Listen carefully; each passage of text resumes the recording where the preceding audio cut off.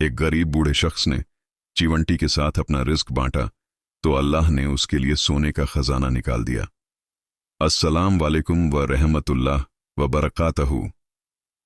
सुलेमान एक गरीब बूढ़ा आदमी था जो एक दौर इफ्तदा गांव के किनारे एक बोसीदा झोपड़ी में रहता था। गोविया जमाने ने उसे भला दिया हो। उसका घर मिट्टी की एक तंग तारीक कोठड़ी से ज्यादा कुछ न था, जिसकी दीवारें फटी हुई थीं और खजूर के सूखे पत्तों की छत ना सर्दियों की शदीद ठंड से बचा सकती थी और ना ही गर्मियों की जलती धूप से। सुलेमान बिल्कुल अकेला था। बरसों पहले इसकी बीवी वफात पा चुकी थी और उसका इकलौता बेटा रोजी की तलाश में गांव छोड़कर चला गया था। फिर ना कभी लौटा और ना ही उसकी कोई खबर आई। यूं सुलेमान की जिंदगी खामोशी और तन्हाई में डूब गई। उसकी झोपड़ी में हुआ कि सेठियों और पुरानी लकड़ी के दरवाजे की चरचराहट के सिवा कोई आवाज न थी। शदीद गुर्बत इसके कमजोर जिस्म को निचोड़ रही थी और अंधेरी रातों में भूख उसकी आंतों को मुरोड़ देती थी। मगर इसके बावजूद वो बावकार नफ्स का मालिक था। उसकी रूह खुददार थी, जल्लत और सवाल से नफरत करती थी। उसने कभी किसी के सामने हाथ नहीं फैलाया, ना किसी अमीर के दरवाजे पर जा खड़ा हुआ। वह भूखा सोना कबूल कर लेता था, मगर इज्जत नफ्स पर आंच ना आने देता। इससे पहले कि हम इस हैरतंगेज कहानी को आगे बढ़ाएं और जानें कि एक चिवंटी किस तरह अल्लाह के हुक्म से उसकी जिंदगी बदल देगी, मैं आपसे पूछना चाहता हूं, आप दुनिया के किस हिस्से से ये कहानी सुन रहे हैं और क्या आपने कभी अपनी आंखों से नेकी का सलाह देखा है? सुलेमान बड़ी मशक्कत से अपना गुजारा करता था। वह लोगों के फेंके हुए सूखे रोटी के टुकड़े जमा करता, उन्हें साफ करके धूप में सिखाता, फिर कुछ को पस लेता और कुछ मवेशियों के चारे के तौर पर चंद सकुओं में बीच देता। ये काम इस उम्र में उसके लिए बहुत कठिन था। उसके बालों में सफेदी उतर चुकी थी और वक्त ने उसके चेहरे पर सब्र की गहरी लकीरें खींच दी थीं। अफसोस कि पड़ोसियों के दिलों में उसके लिए हमदर्दी के बजाय तमस्कर था। लोग उसे हकारत की निगाह से देखते, सरगोशियां करते और जब वह झकी हुई कमर के साथ रोटी की बोरी उठाए गुजरता तो उसे भूला बुसरा फकीर कहकर पुकारते। यहां तक कि उसने बोला जरूरत घर से निकलना भी छोड़ दिया ताकि तेज जबानों से बच सके। इसी उदास झोंपड़ी के एक तारीख कोने में इस कहानी का आगाज हुआ। सुलेमान ने देखा कि दीवार के नीचे एक दराड़ में सिया चिवंटियों का एक गुरवा आ जा रहा है। उसने न उन्हें मारा, न उनका बल पानी से भरा जैसा कि लोग उमूमन करते हैं, बल्कि उन पर तरस खाया। उसने इन कमजोर चिवंटियों में अपनी ही तस्वीर देखी। तन्हाई, मेहनत और बका की जद्दोजहद। उसे यूं महसूस हुआ जैसे उसकी गर्बत और चींटी की कमजोरी के दरमियान कोई अनदेखा रिश्ता है, जैसे दोनों रिस्क की तलाश में सरगर्दा हो। उसके पास एक पुरानी जंग आलूद डबिया में थोड़ी सी खरदरी शुक्र थी जो उसने बड़े दिनों के लिए संभाल रखी थी, मगर उसके नरम दिल ने गवारा न किया कि वह खुद रखे और चिवंटी को खाली हाथ देखें। वो थके हुए घुटनों के बल बैठा, शुक्र की एक छोटी सी मिट्टी ली और नरमी से चिवंटियों के रास्ते में डाल दी। गविया मौज मेहमानों की जियाफत कर रहा हो। वो उन्हें देखता रहा कि किस खुशी और लगन से वो शुक्र के जर उठाकर ले जा रही हैं। उसके होठों पर एक हल्की सी मुस्कुराहट आ गई जिसने उसके थिक चेहरे को रोशन कर दिया। उसे यूं लगा जैसे उसकी जिंदगी का अब भी कोई मकसद है और कोई ऐसा है जिसे उसकी जरूरत है, चाहे वह एक नन्ही सी चिवटी ही क्यों ना हो। सुलेमान को जरा भी अंदाजा ना था कि यह मामूली सा अमल जो उसने खालिस नियत और सच्चे दिल से किया है उसकी पूरी जिंदगी का रख बदल देगा। ना ही वह जानता था कि जिस चिवंटी सुलेमान एक गरीब, तन्हा और गुमनाम बूढ़ा था। उसके पास न दौलत थी, न सहारा, न इज्जत। उसकी झोपड़ी टूटी हुई थी, कपड़े पैबंद लगे थे और खाने को रोज मुश्किल से एक सूखी रोटी। मगर एक चीज ऐसी थी जो उसके पास भरपूर थी, रहमत से भरा हुआ दिल। हर रोज वह अपनी झोपड़ी के पास रहने वाली चींटियों को अपने थोड़े से रिज्क में शरीक करता। वह जानता था कि खुद भूखा रहना पड़ेगा, मगर अल्लाह की मखलूकान को भूखा नहीं देख सकता था। उसे क्या पता था कि यही छोटी सी नेकी उसकी पूरी किस्मत पलट देगी।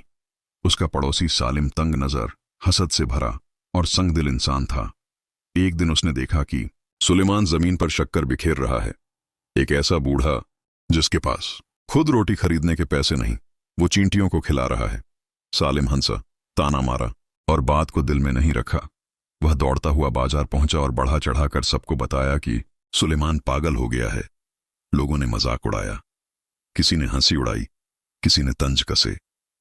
बच्चों ने गली में इशारे करके कहना शुरू कर दिया, यहां चींटियों वाला पागल बूढ़ा रहता है। ये बातें सुलेमान के कानों तक पहुंची। वह टूटा, रोया, मगर चुप रहा। वह पागल नहीं था, वह रहमदिल था, और दुनिया रहम को कमजोरी समझती है। उसने फैसला किया कि अब वह दिन में बाहर नहीं निकलेगा। लकड़ी और पानी भी रात के अंधेरे में लाएगा ताकि लोगों की निगाहों से बच सके।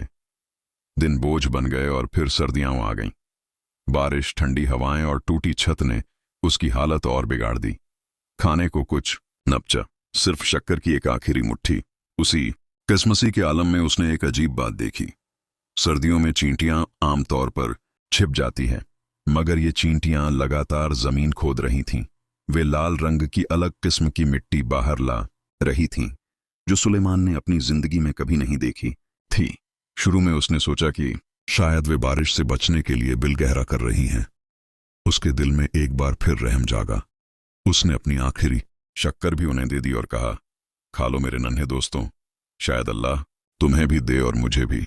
दिन बीतते गए, मिट्टी के ढेर बढ़ते गए। अब सुलेमान के दिल में सवाल पैदा हुआ, इतनी गहराई, यह अजीब मिट्टी, क्या ये कोई इशारा है या भूख और तन्हाई का असर? आखिर उसने हिम्मत की और खुद भी मिट्टी हटाने लगा, पूरी एहतियात से, ताकि किसी चींटी को नुकसान न पहुंचे। और वहीं उसी जगह किस्मत ने करवट ली। जमीन के नीचे एक पुरानी मिट्टी की सराही निकली, जिस पर मोम जमी हुई थी। जब उसने उसे खोला तो सुनहरे दीनार गिर पड़े, कदीम इस्लामी सोने के सिक्के। झोपड़ी में रोशनी फैल गई। सुलेमान कांप गया। वह सजदे में गिर पड़ा।